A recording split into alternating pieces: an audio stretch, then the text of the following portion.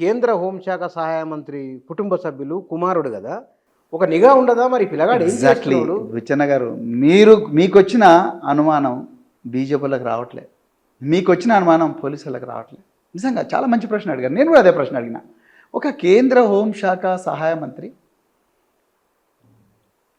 IB direct control ఉంటుంది, intelligence bureau, దేశంలో one of the most powerful organisation. కనిపించేది బయటికి, కానీ 5 మంది కూడిన చోట ఇంటెలిజెన్స్ బ్యూరో ఉంటుంది. మీకు తెలియదు వాళ్ళు ఎవరో. అలాంటి ఇంటెలిజెన్స్ బ్యూరో కేంద్ర హోంశాఖ సహాయ మంత్రి కొడుకు ఇంతమంది అమ్మాయిలను నాశనం చేస్తుంటే, ఒక కుటుంబాన్ని ఎమోషనల్గా బ్లాక్ చేస్తుంటే ఒక్కరోజన్న తండ్రి దృష్టికి తీసుకురారండి? తెలియదా లేకపోతే వదిలేసినట్లా? ఎగ్జాక్ట్లీ వదిలేసిండు అంటే తెలుసు ఆయనకు.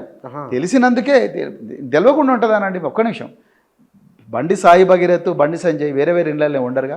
ఈయనకు పెళ్ళే కాలేదు, 25 సంవత్సరాల వయసు పిల్లగాడు, 16 సంవత్సరాల వయసున్న అమ్మాయితోని చాటింగ్ చేస్తున్నాడు, వాళ్ళ ఇళ్ళకి పోతున్నాడు, కేకులు కట్ చేస్తున్నాడు, ఆ అమ్మాయితో కలిసి తిరుపతి పోతున్నాడు, అరుణాచలం పోతున్నాడు, విజయవాడ కనకదుర్గమ్మ టెంపుల్కి పోతున్నాడు. తెలియదానండి?